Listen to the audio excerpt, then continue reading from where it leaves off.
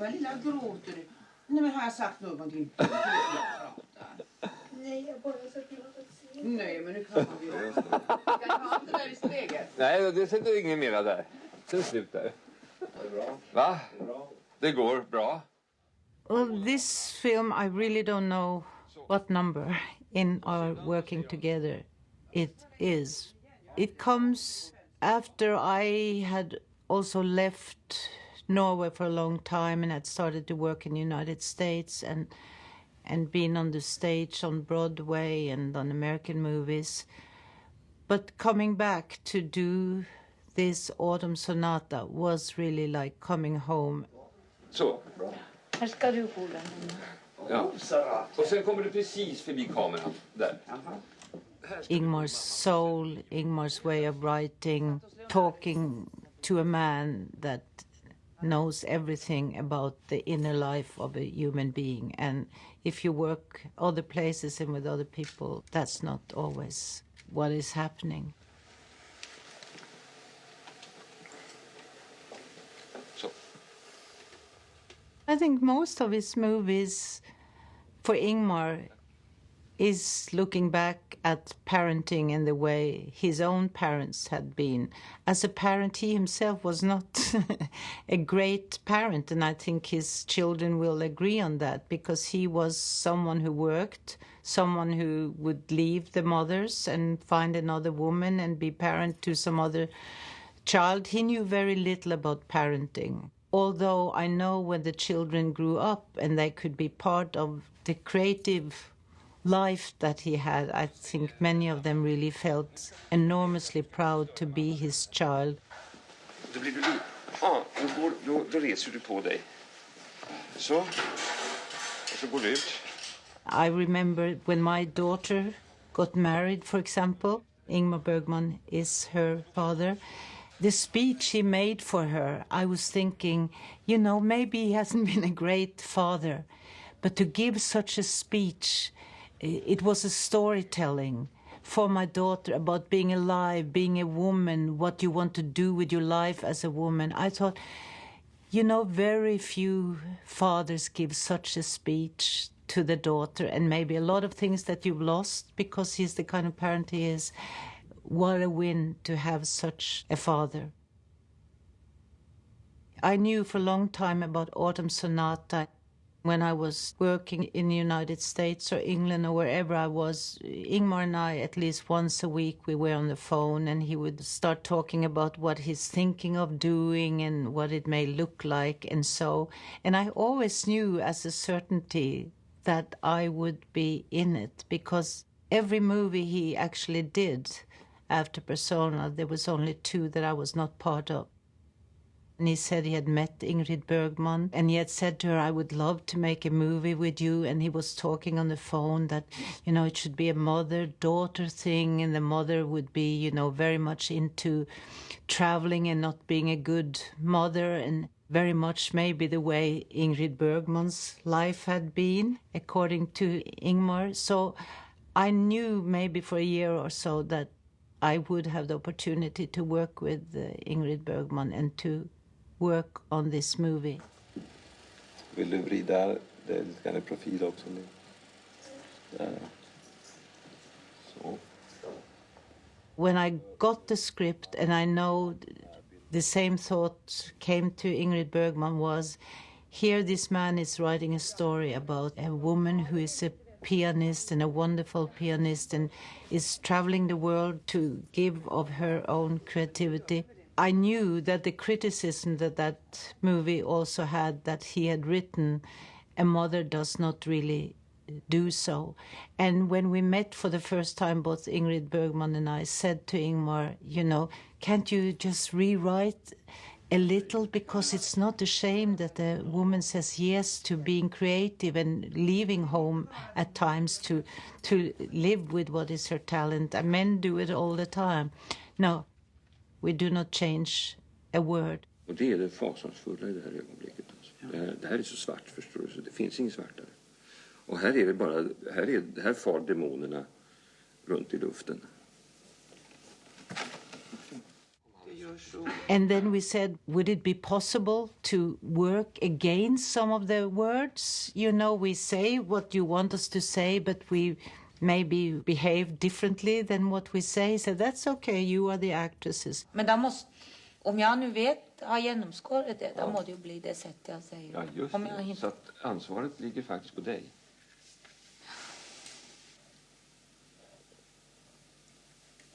Har du klart för dig det? Mm. Men det är hemskt finurligt. Ja. Ja, men det är inte roligt det då? Ja, det är det. Det är ju mycket roligare det. So that was the kind of freedom Ingmar gave us, and that's why I wanted my character to have pigtails and glasses and be like this young girl, like she was 18 years old, although my character, she was more than 40 years old. And I know that Ingrid Bergman did some of the same things with her character, and that was okay with Ingmar.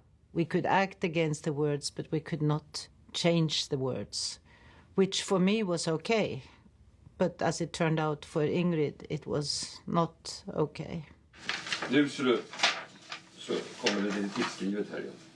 Men är det inte hemskt långt? Och säger inte Eva samma? Förlåt.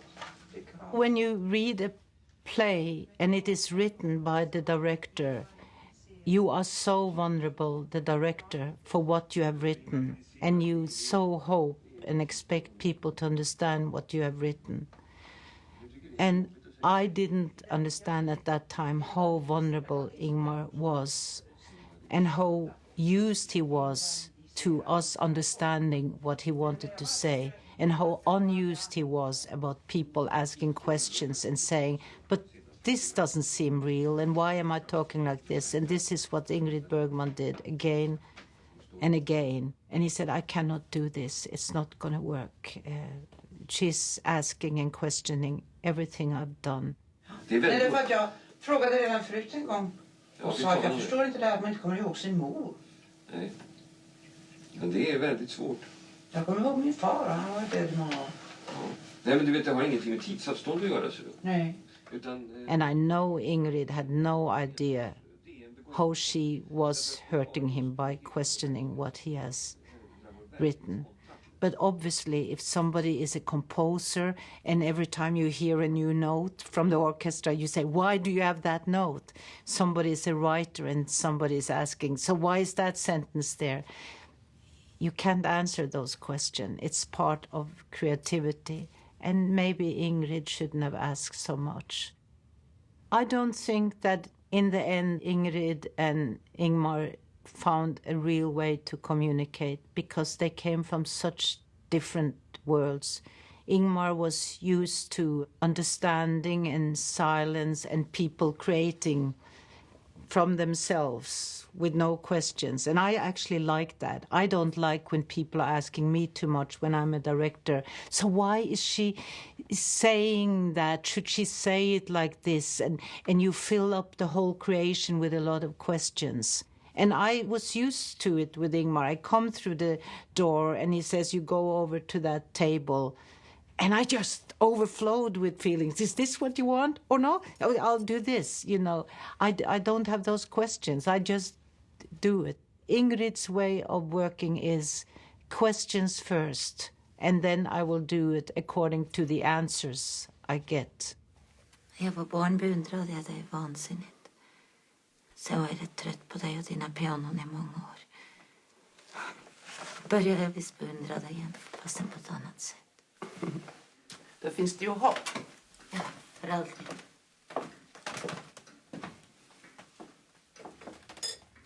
Every Wednesday, we had to go and see a movie after the shooting.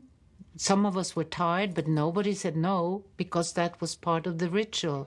And we went to see the movie that Ingmar had chosen, and we told Ingrid, oh, it's so fantastic. And we came in, and we all sat down, and everybody sat with folded hands. Let's see now the movie that Ingmar has chosen for us.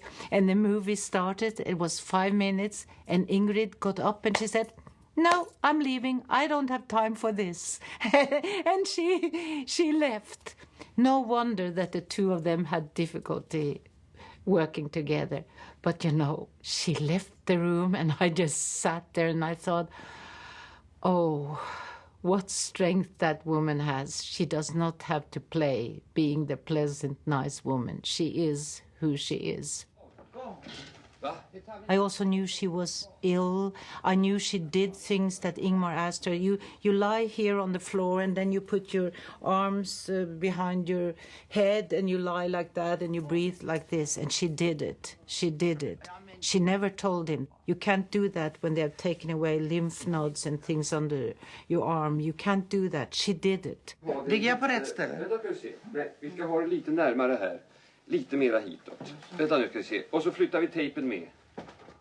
He does say in Autumn Sonata that the mother, Ingrid Bergman's character, knows very little about what it means to be a mother. And that's how he portrayed her. Now, Ingrid Bergman knew a lot about what it means to be a mother. She knew a lot about things that she may have made wrong choices. She knew a lot about the way people would criticize her for choices she made, which she would never criticize a man for.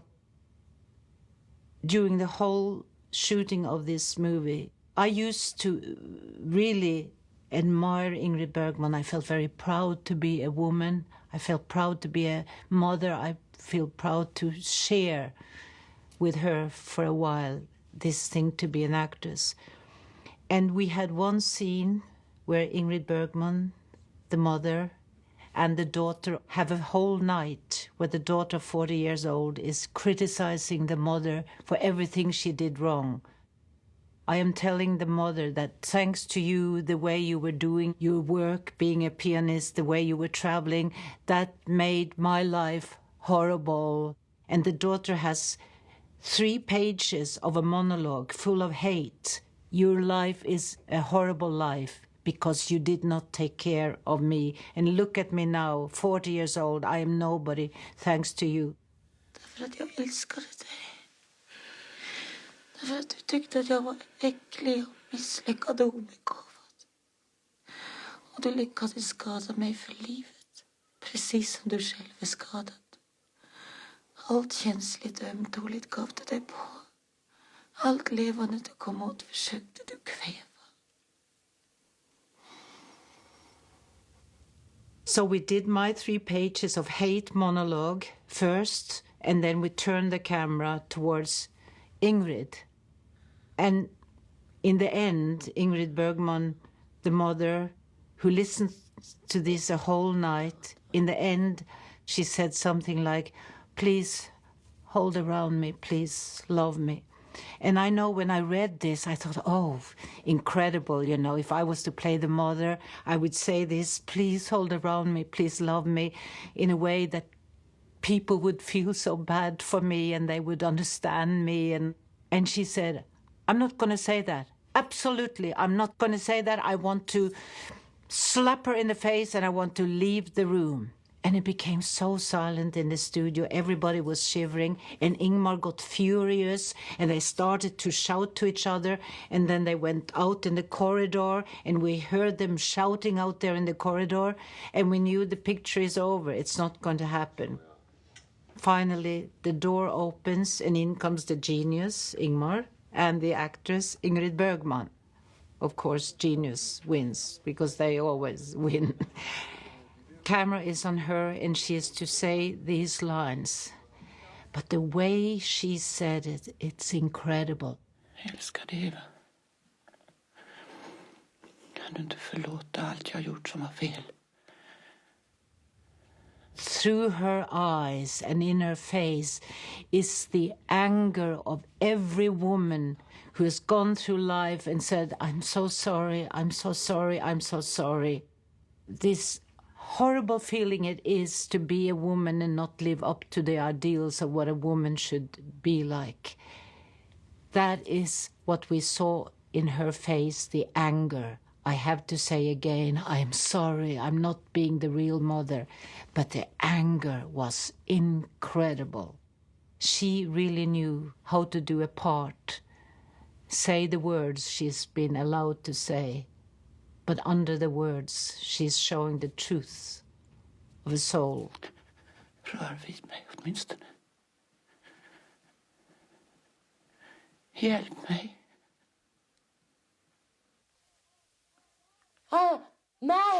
Mamma! Kom! When I did Autumn Sonata, it really made me look upon how we accuse our parents for something that they did not do. And I think that's why Autumn Sonata, for both Ingrid Bergman and me, who both had difficulties because we were lone parents and we probably did wrong choices in our lives, that we felt it was an unfair description of a mother who says yes to what is also her talent. And that unfair description is great that we show it in the movies, but we can afterwards say, yes, that's not really the truth about how it is. I think he was great about describing the daughter. I think he was less great in describing the mother, because he was full of criticism for this character, much more than he should have been. Det hemskaste var att du log när du var arg. När du hatade pappa kallade du honom min käraste vän. När du var trött på mig sa du älskade lilla flickan. I did not identify with the character of Eva. I was angry at her. How dare you, at an age of 40, tell your mother that the reason your whole life feels like a fiasco is because of the way she behaved? I did understand her, for example, when she's sitting at the piano and the mother is showing her how she really should have played music. I did understand her and that she had some pain, but mostly I was angry at her. Really, the whole movie. And maybe at the time when I did it, I started to look at myself and things that I was criticizing my mother for because my life was the way it was. How could my mother be responsible for that? There must come a time in our life when we take responsibility for ourselves. Har du glans i glasögonen där eller? Nej, jag har inget ljus i Alltså, händelsen. men det tycker jag vi ska ha. Tänk, han vill inte sätta ljus på dig inte. Nej, det går nedåt. Det går ner med här, ja. So much in my life has been real and closely connected to life thanks to Ingmar, because we were parents together and we created together and we loved each other and we were friends together. And I had an incredible rich life. I wrote and I directed and I played in other people's movies and I worked for refugees and I traveled the world. But sooner or later I would always come back to Ingmar. But it encompassed so many things, which is the most important in life. Friendship, parenthood, creation, love.